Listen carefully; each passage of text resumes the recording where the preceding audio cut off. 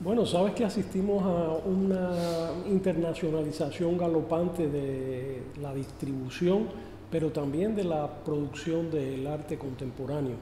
Me refiero tanto a la existencia de una cantidad de eventos internacionales, de nuevas instituciones, museos, centros de arte, etcétera, y también a la creación de arte contemporáneo en lugares donde hasta incluso hace algunos años esto no existía. De modo que tenemos, es decir, todos estos nuevos contextos diferentes pues han emergido y por un lado satisfacen necesidades contextuales, pero por otro lado se proyectan internacionalmente. De modo de que tenemos una dinámica mucho más plural y mucho más activa de lo que era la situación hace solo 15, 20 años, donde se mantenía el arte mucho más segregado y había como una mainstream muy poderosa en los ejes estos de los grandes centros en Norteamérica y en Europa Occidental. No quiere decir que no existan todavía estos poderes centrales, pero la situación es mucho más diversa.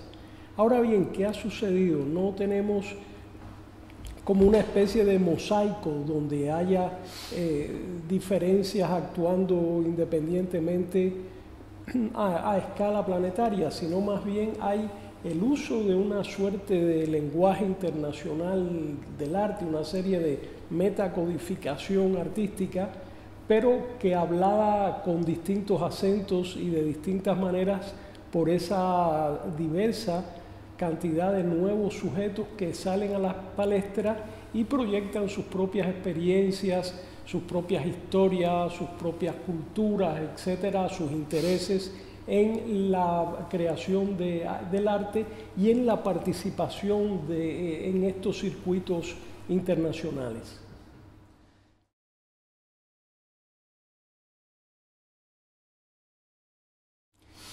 Bueno, sabes que eso está en pie todavía, ¿no? Y depende mucho de quiénes sean los comisarios que estén a cargo de las bienales.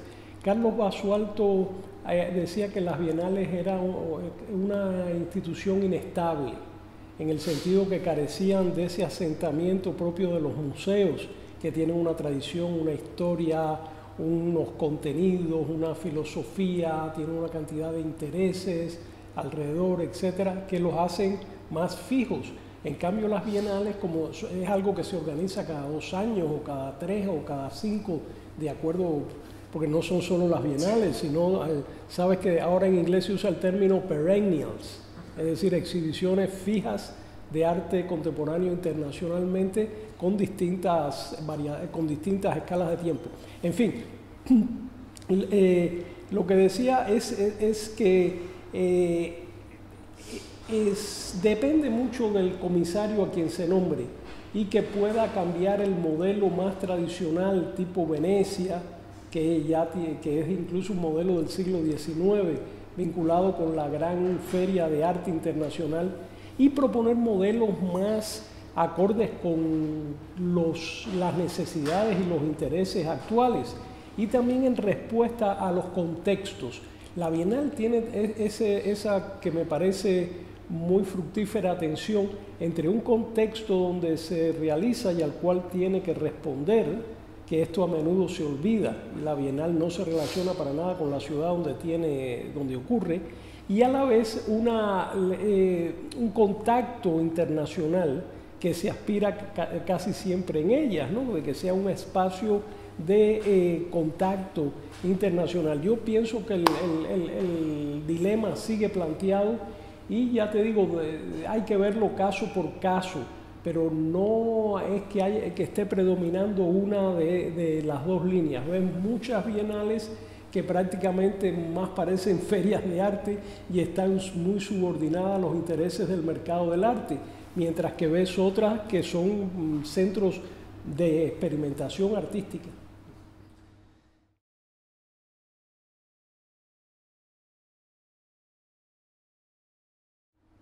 Sí, sabes que esto también ha salido mucho. Los casos, por ejemplo, de las cuestiones de género, que son, tienen un peso importante. Hay cuestiones de micropolíticas de muy diverso tipo que también se dirimen en el arte.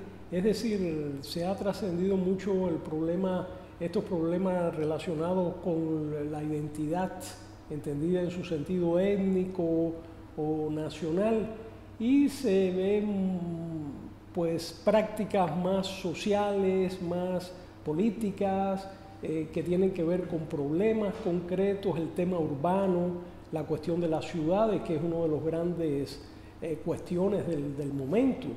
Y así esto se está viendo en el arte. Tienes el caso, por ejemplo, de América Latina, que hasta unas décadas atrás la producción artística estaba muy centrada en la construcción de identidad o en la representación de identidades, y ahora ya esto en general ha dejado de ser la línea principal y ha habido una diversificación activa hacia otros intereses y problemas.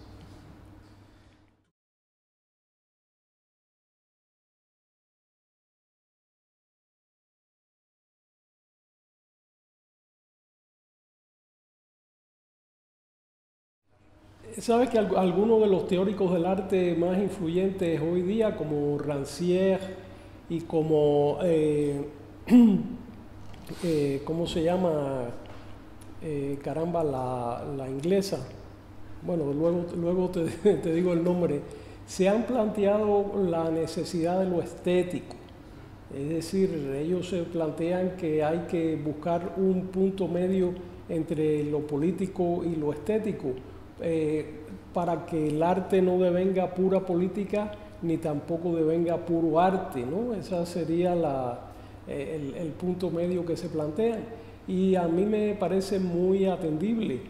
Francis Salis lo ha dicho de una manera muy bonita. También dice que a veces uno hace algo poético y deviene político, y a veces uno hace algo político y deviene poético. Entonces hay, ¿verdad?, esta tensión ahí en el medio, que es lo... Porque ¿qué pasa? Que yo pienso que el arte obtiene su fuerza política o su fuerza crítica a partir del uso de lo estético para ello. Porque si no, bueno, valdría más la pena hacer política o hacer activismo social o lo que fuere, ¿no?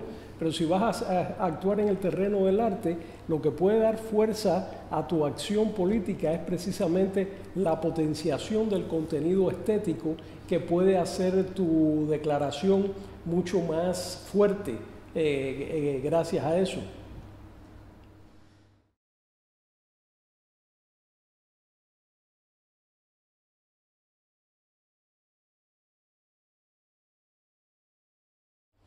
Bueno, sabes que un problema general de nuestra época es que es la cantidad de información. Ya el problema no es obtener la información, sino poder uno orientarse dentro del tsunami de información que tenemos en todos los campos y por todos lados. Entonces, bueno, el arte y la crítica, el comisariado no son ajenos a esto.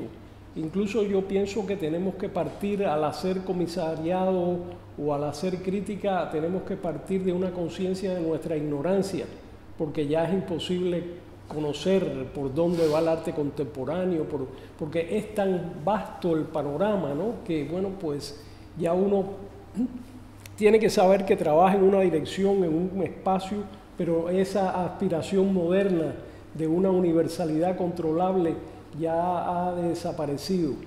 Veo una tendencia actualmente en el arte, más que a representar la diferencia, como había ocurrido, a actuarla, por decirlo así, ¿no? Es decir, partir desde tu propio contexto, desde tu experiencia, desde tus intereses, desde tu cultura, y producir textos a partir de estos contextos, ¿no?, de una manera directa, y no tanto por el expediente de representar contenidos vinculados con esa experiencia y ese contexto.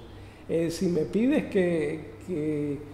como decía tu pregunta, ¿no?, una tendencia general en ese sentido, me parece que esto es lo que podemos ver hoy y a lo que me voy a referir en la charla, y tiene que ver como una especie de paradigma que he llamado desde aquí, el desde aquí. Ya no es tanto hacer arte en Granada o hacer arte en París, como desde Granada o desde París, es decir, un arte que se hace en un contexto, pero hacia una proyección más allá.